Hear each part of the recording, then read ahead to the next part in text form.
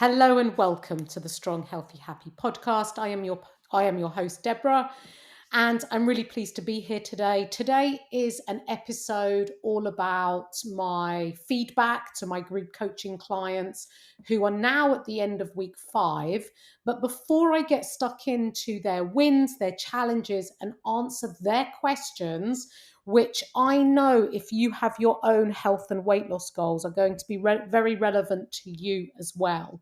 And before I get stuck into that, I first of all want to ask you, if you haven't already, please leave me a review, obviously 5-star, and share this podcast with your friends. I really do genuinely want to help and support as many women as possible to feel good and to lose weight and improve their health. And this podcast offers lots of helpful free advice. And if you're a regular listener, you will know and appreciate how helpful it has been to you. And so you sharing it with your friends will really be appreciated. And if not already following the show, please do. And then you'll get notified of all my new episodes that get released. Now, the other thing I wanted to also just talk about before I start into the main body of this podcast is I am doing a 6 weeks of coaching called Lose Weight, Feel Great for Christmas so that you can get to Christmas feeling your best self. And I am starting it on the 5th of November. And I've made some new changes to my coaching format where you benefit from both group coaching and the support of a community of other women working towards similar goals, as well as my individual coaching feedback at your check-ins. And it's going to be really, really good. And if I can say that myself, I'm really confident. All my coaching is very high quality. I'm very invested in all my clients, and I keep my group small so that I can get to know each person and really get a grip on what's going on and how I can best help them. Places are limited, and this is not a sales pitch. I am keeping my group small. It's how I prefer to coach. And if you are interested, you need to get in touch with me ASAP, and all my contact details are in the show notes. I only have 5 early bird places, and once they're gone, they're gone. The price will go back to full price. Okay, let's get stuck into my lovely ladies on the current group coaching program. They're on week 5 of a 6-week group coaching, and obviously we're now reaching the end. And I feel like this week there has been so much more progress, and everything I do in coaching is aimed at helping you build the tools, the habits, and the behaviors to support your goal and your health long term. My 6 weeks coaching is not a quick fix. It's not a fad diet. It's not a transformation. It's not a magic wand. I'm not doing anything drastic in my coaching. It's really important to me that I coach in line with the values that I have.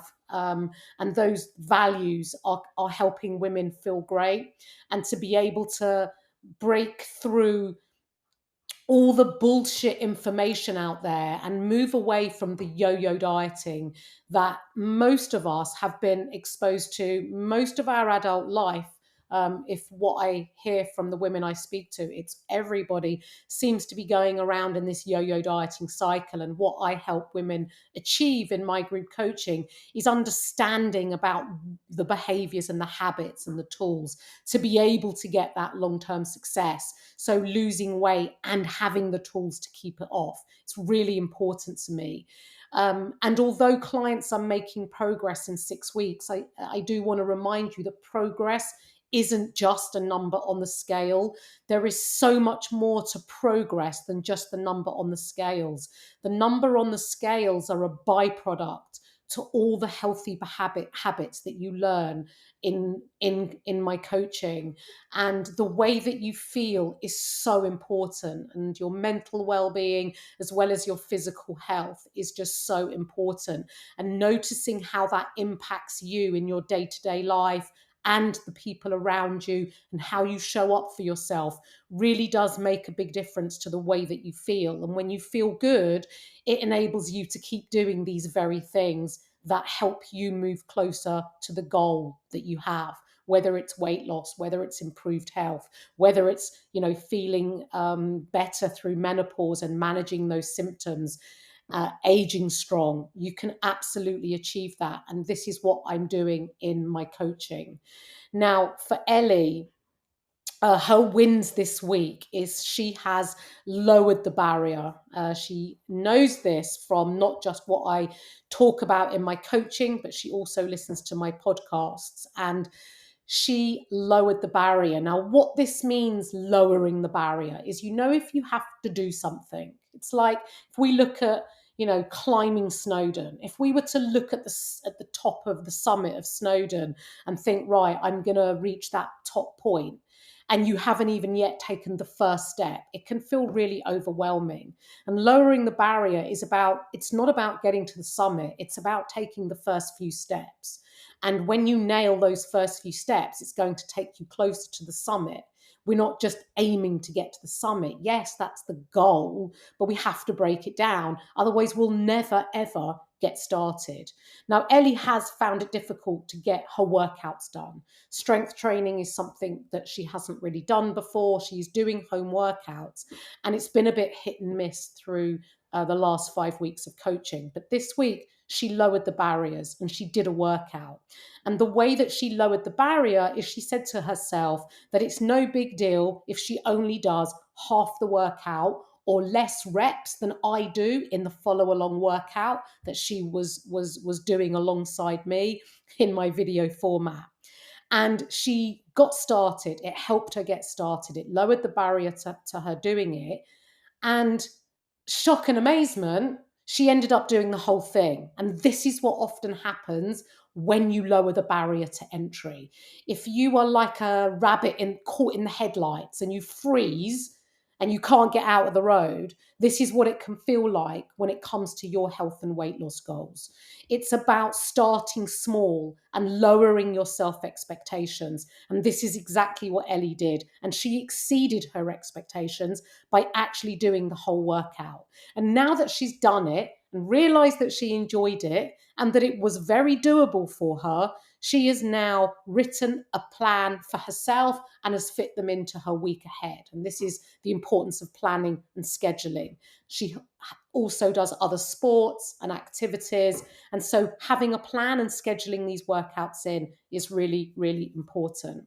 Now, Ellie plays netball, and last Tuesday she went to netball, and someone who hasn't seen her for ages commented how well she looked. And it's really nice to hear this positive feedback from someone who doesn't see you all the time, because the changes within within yourself, not just externally, but how you carry yourself, how your energy levels are, and how you exuberate those energy levels to other people really becomes recognizable. And it's so nice to have that positive feedback.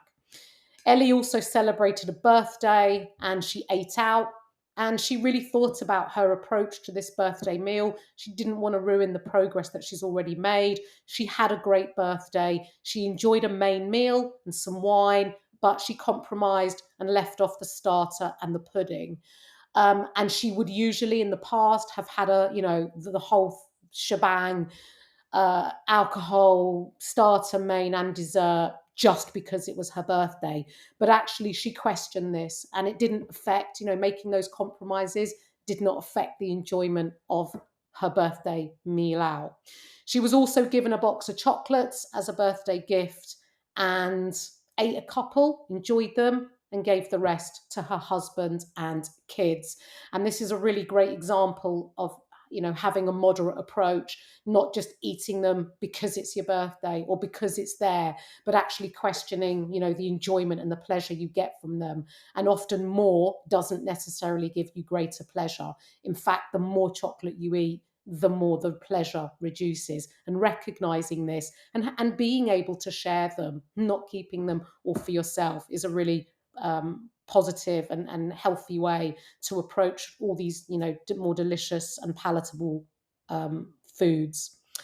Another win is that it's been the school holidays, the kids have been off, and being able to stick to the same meals and not just eat what the kids were eating just because it was easier, is another really, really big win, because often we kind of default cooking once and just cooking what the kids are having. But actually, this client ended up getting the kids onto her normal poached eggs and salads for a couple of the meals, and introducing the foods that you like to your kids is also really important. And I'm presuming they enjoyed it, because you haven't said they didn't.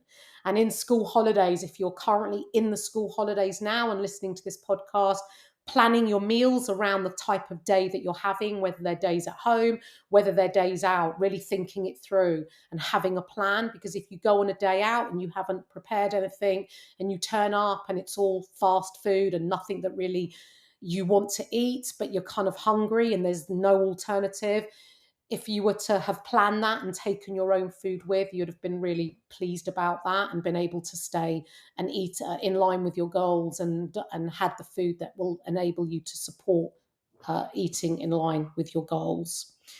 Jo has had her win for this week is that she calls them her dump meals, and I'm going to explain what they are. They're her freezer dump meals, and basically what she does is she batch cooks a big meal, big recipe, and then portions it and puts it into freezer bags and freezes it. And it's come into really good play this week, because these meals that she's batch cooked have been high in protein, contain loads of veg, and they're really healthy, nutritious meals that are calorie managed as well. She has a busy job, and she's also had a curveball thrown at her this week with a family member in hospital. It's impacted her time and she's been rushing around, but she's still been able to eat in a way that aligns with her goals, because she just takes one of those bags out the freezer and sticks it in the microwave, and she has a healthy meal quickly at hand. And often when we've had busy days, if we don't have anything planned and we come in from a busy day and we're hungry and we look around and there's nothing ready to eat, it's when we usually go and grab a high calorie snack or something quick and easy that usually comes in at much higher calories. So having a plan is really, really important, and preparing ahead of time is really important. Now, Jo also got a strength training workout in, and this is another huge win, because Jo has also been a little bit resistant to doing these workouts, and she's got one in, and I'm so pleased about that, Jo. And I want you to plan and schedule the week ahead and make sure you're getting in another workout, and perhaps think about getting in more than one now that you know what to expect and that you were able to do it. And each time you repeat it and do it, you will get more confident and more familiar with the workouts. Her other big win this week is she's got a much better grip on lunches and breakfast, which has been a struggle. So I've already mentioned that Jo works very long hours. She starts very early as well, doesn't always often feel like eating first thing. And then gets to work and sometimes gets busy, and it can delay breakfast or skip breakfast entirely. But we've looked at ways to be able to still have breakfast, but make it, like a protein shake and a protein smoothie. And she's been able to do that. She's done that this week. And, if you skip meals, it might feel at the time that you're not hungry and that actually, you don't want breakfast, but it usually tends to catch up with you and bite you on the bum and lead to that snacking, usually in the evening when you're relaxing and you're less busy and you're not at work and distracted. So making sure that you have a high protein breakfast and that you carry on with this, Jo, because it is working for you and it makes it so much easier.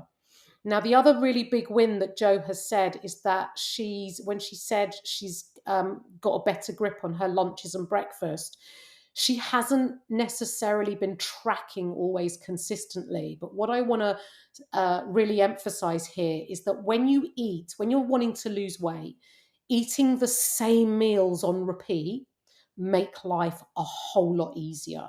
they make life a whole lot easier, because once you've tracked those regular meals a couple of times, you know what the calories are, you know they hit your protein target, you know they're filling, and you know they're nutritious. You don't have to track them every time. You know that they fall in line with your goal. And if you keep them on repeat, you can just keep the consistency. And consistency when you're dieting and you're wanting to lose weight is a really key factor in making progress.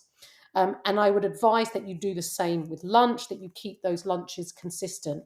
And what it is I call it, there is a name for this, I call it my 2 in 3 method. And what it means that of 3 meals of the day, 2 are consistent, they're repetitive. You might have a maybe maximum 3 meals on repeat for breakfast and lunch, maximum 3, and you just keep them on repeat, or you have the same one, or whatever it is that takes your fancy, but you don't deviate from those maximum 3 choices for breakfast or lunch, and you keep them consistent. And then you have more flexibility with your evening meal. It will enable you to better manage your calorie intake and stay consistent and be able to make that progress to your goal.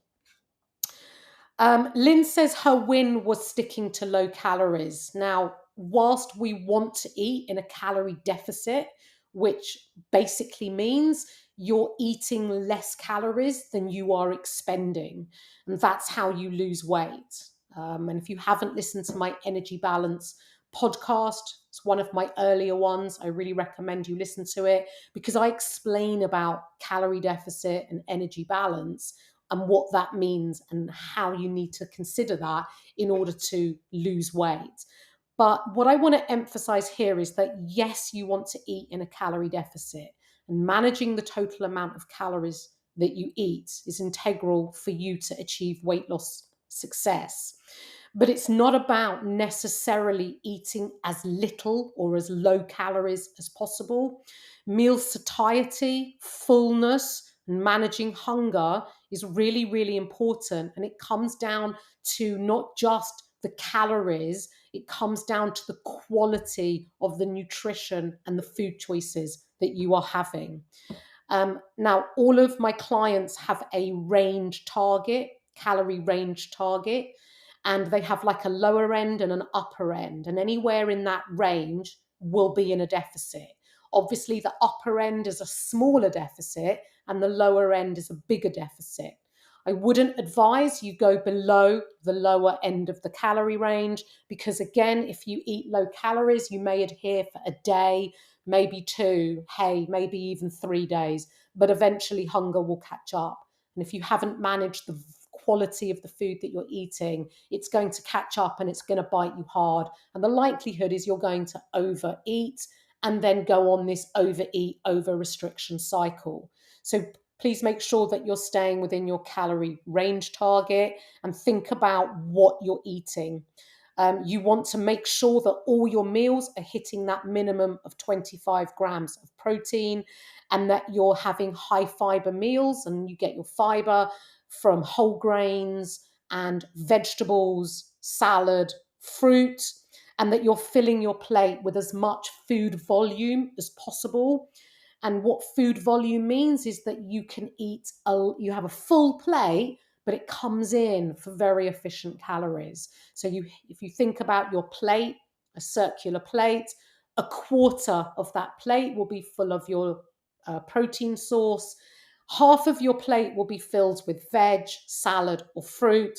And the other quarter will be your carbohydrate choice, like your starchy carb, and a very, very small amount of fats. And this way, you will create a high volume, very nutritious and balanced meal. So whilst we want to eat in a calorie deficit, remember the quality of your nutrition is very, very important in terms of your health, your satiety, your energy, your mood, and most important, your adherence.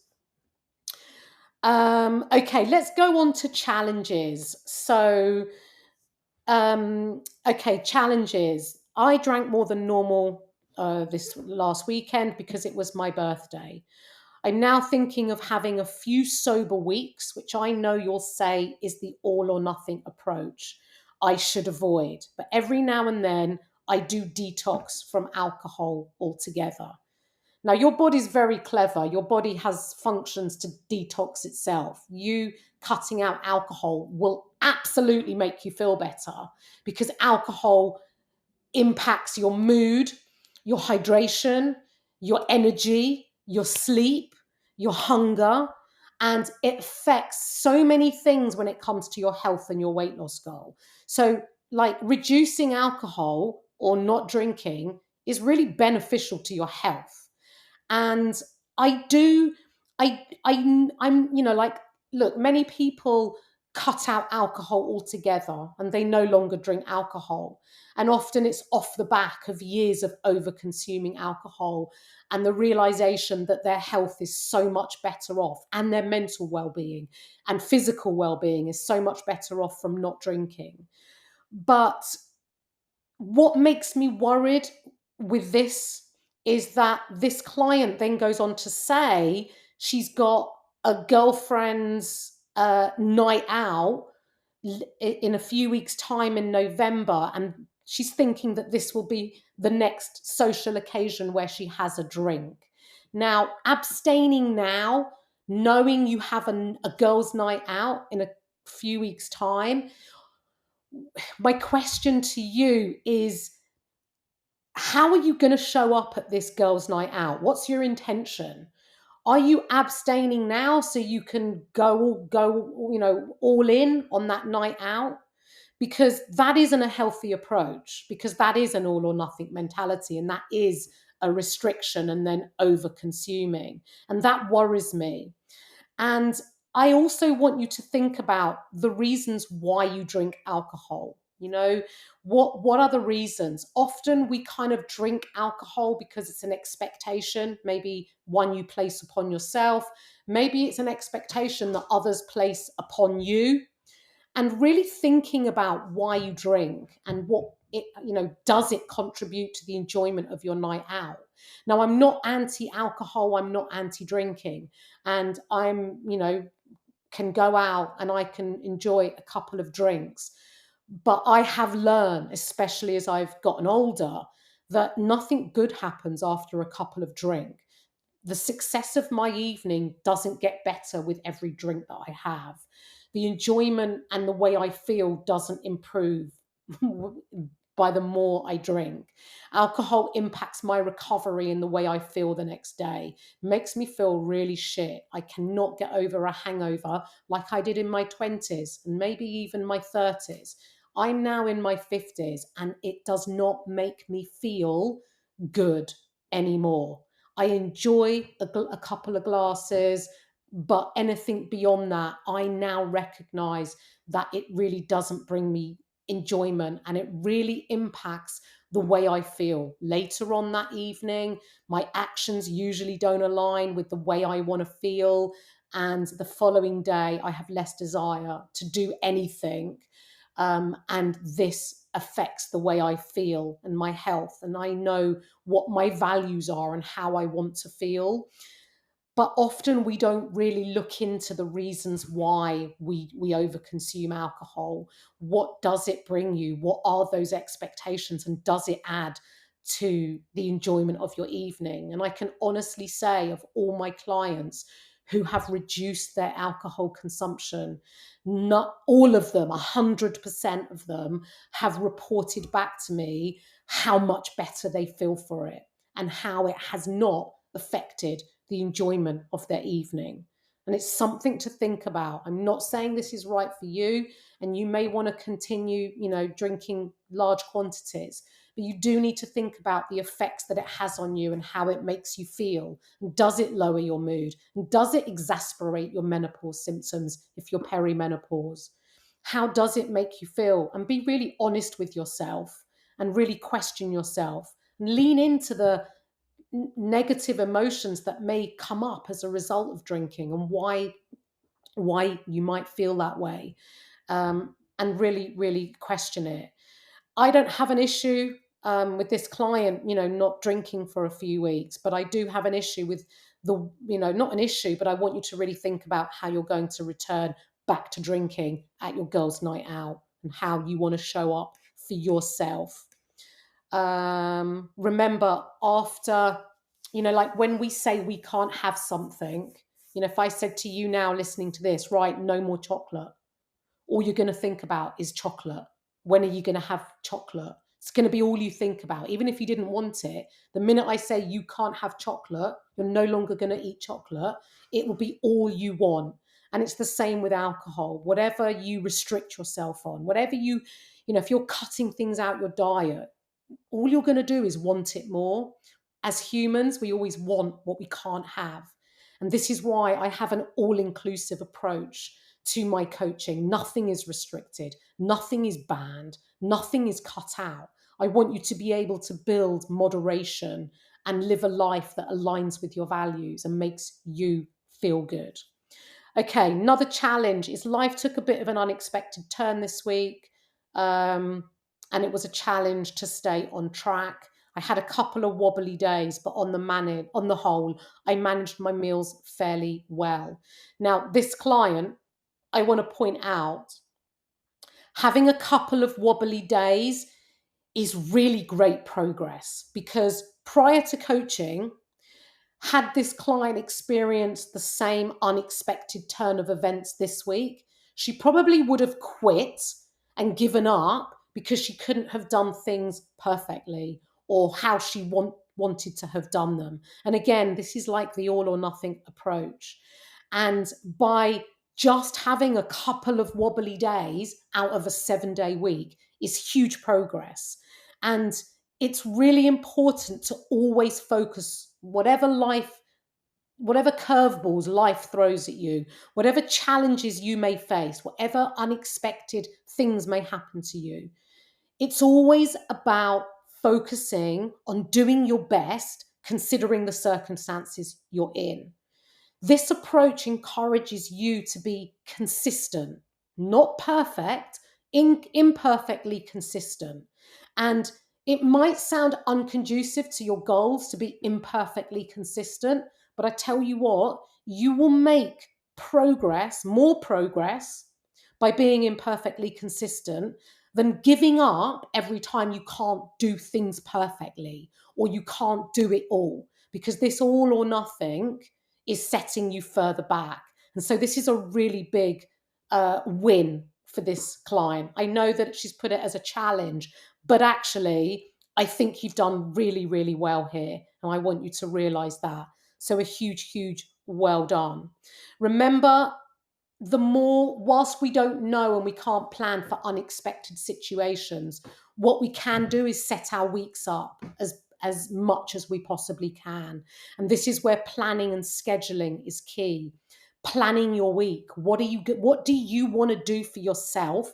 What do you need to do, and plan it in? What do you need to do in terms of work, commitments, family commitments, social engagements? Put them all into your diary and plan your week so you can do the things that you want to do to support your health and your goal alongside all the other external commitments. Excuse me. And when you prepare your meals, when you get them in the freezer, when you batch cook, when you plan your gym sessions in or your home workouts in, when you plan time to go for a walk, you will find you will better manage your week. So being as organized and planning and scheduling as much as possible is always going to set you up well, especially for the weeks where life throws us curveballs. Okay, next question. I know you're not a psychologist, but do you have any advice on how I can deal with the ups and downs of how I perceive myself? Some days I look in the mirror and I can see progress and I feel confident and think I look okay. And other days I think I look horrendous and can't see any progress and think I must have imagined it previously. This is a battle I have in my mind of whether the effort is paying off or not. And obviously, on the days I feel it isn't, are the days I feel there's no point in carrying on. And other times I'm more committed because I feel it's working. Might sound stupid, but other people must feel this way sometimes, right? With a question mark. Now, I want to break this down. First of all, no, I'm not a psychologist. However, as part of my coaching, and my coaching qualification, I have experience in body image and what that is and what that means. And it is a huge part of my coaching. And when I work with one-to-one clients, we really go into body image on quite a deeper level, because a lot of women do struggle with body image. And it is a very, very big part of my coaching, and I can absolutely help you with that.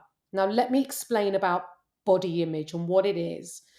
First of all, I want to reassure you that everyone experiences low body image days, including myself.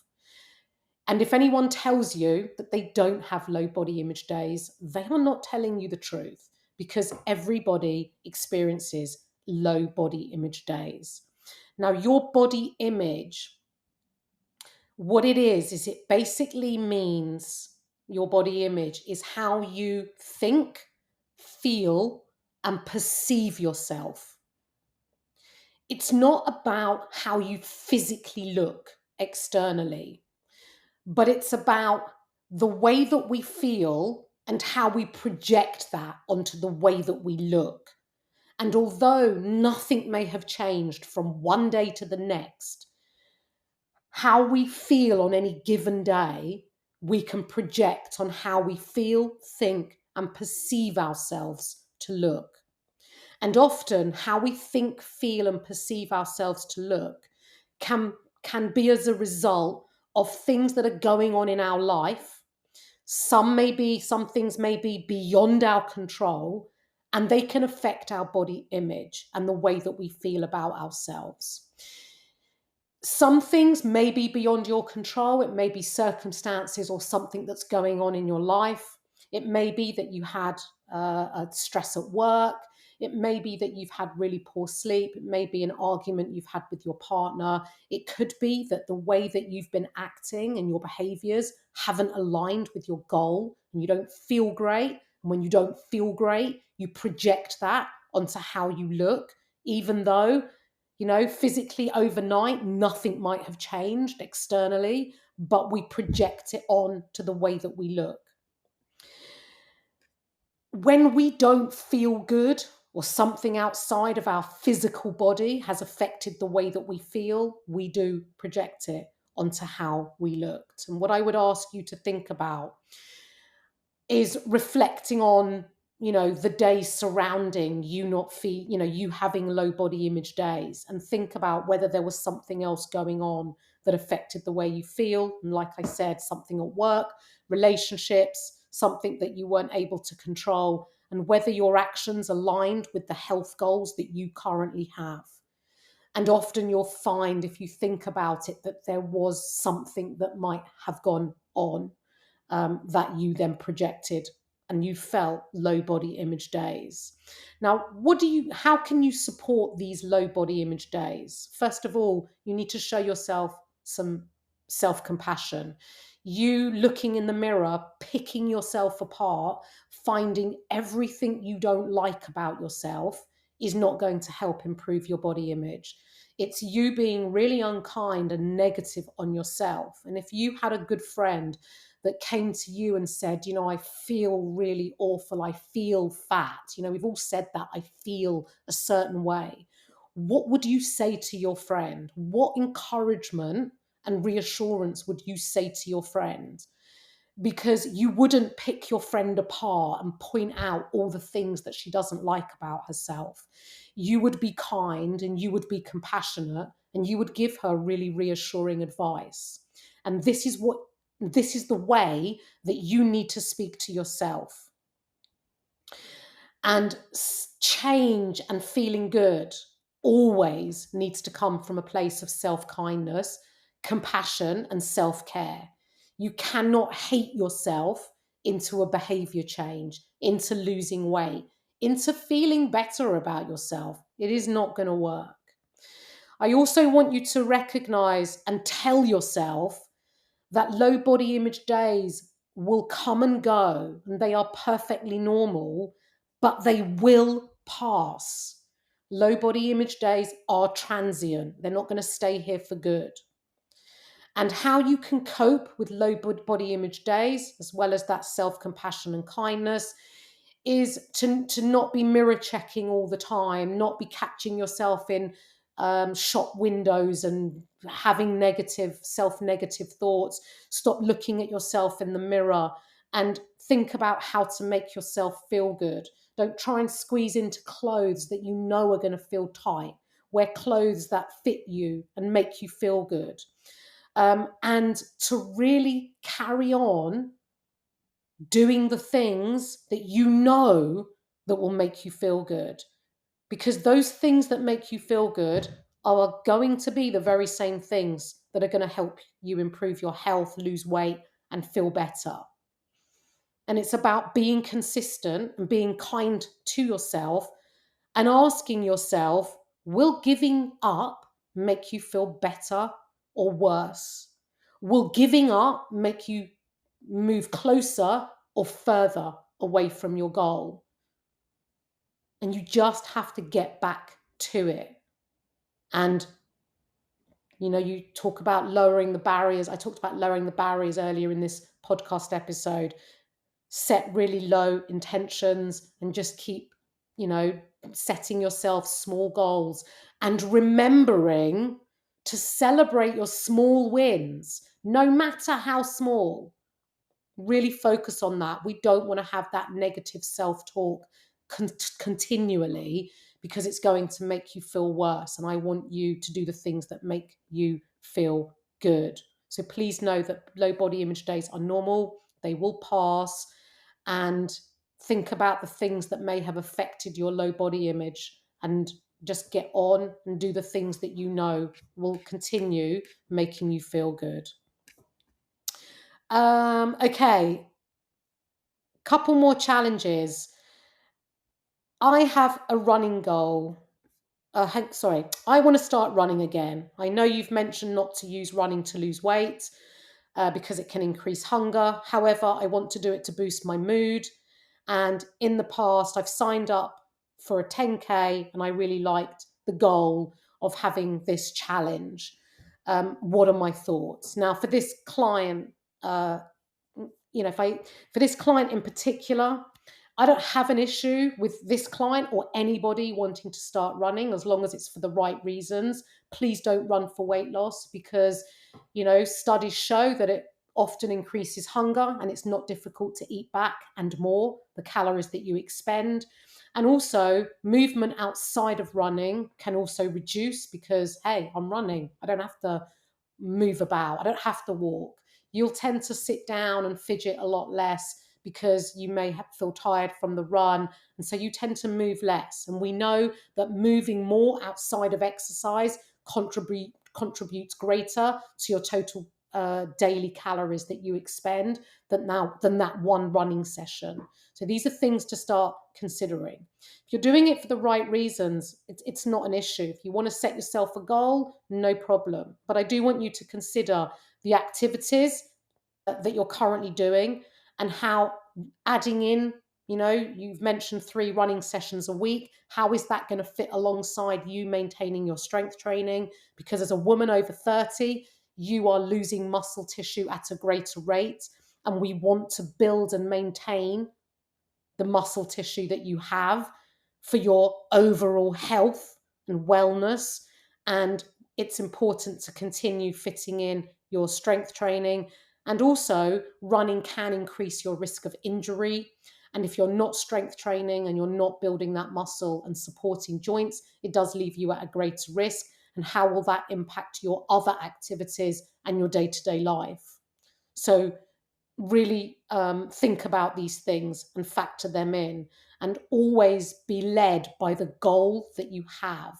It's not an issue to add in cardio from running, but really manage your expectations about running. Now, this client also goes on to reference that she noticed one of my other clients set an intention to achieve a running goal and she achieved it. And this was recently one of my one-to-one clients wanted to run her first half marathon, and she did achieve that recently. But I do want to emphasize that this client, prior to setting that goal, had a weight loss goal. And that goal had to be put on hold because of this half marathon target. Now that it is a bigger distance, obviously, than the 10K goal you have. But I do want to emphasize that she did not lose weight training for a half marathon. And now that she has finished her half marathon, we are now refocusing on fat loss. So, manage your expectations is kind of what I would really emphasize. Next challenge. Oh, this is a question actually. I'm overthinking things. I've talked about paralysis by analysis, and that's like when you feel like you've got so many things to do, you don't do anything because you're just paralyzed by fear of what you're going to do, of all the things you need to do, and end up doing nothing. And overthinking can be a similar thing. It's a bit like feeling overwhelmed and overthinking things. And like Nike say, just do it. You just have to do it. You just have to start. There's no easy way. You just have to start. Lower those barriers. I've mentioned lowering the barriers a couple of times. Lower the barriers. If you're not currently walking because you're busy at work and life's busy, set some boundaries, plan and schedule in that time. And don't just plan and schedule it in and then ignore it. Stay accountable to it. Do what you say you're going to do. How will you build self-trust if you never prove to yourself that you do what you say you're going to do? Look at the minimum standards that you're going to set yourself. What are those minimum standards that you're not going to fall below? How many steps is your minimum step count for any one given day to maintain your health? Not even talking about weight loss. What is the minimum standard you're going to set yourself that you won't fall below? How are you going to adhere to your nutrition? Are you going to include protein at every meal? How are you going to do that? What are the minimum standards you're going to set yourself? Can we maybe look at 2 meals of your 3 meals in a day and then build that up slowly over time? Like, what are these minimum entries?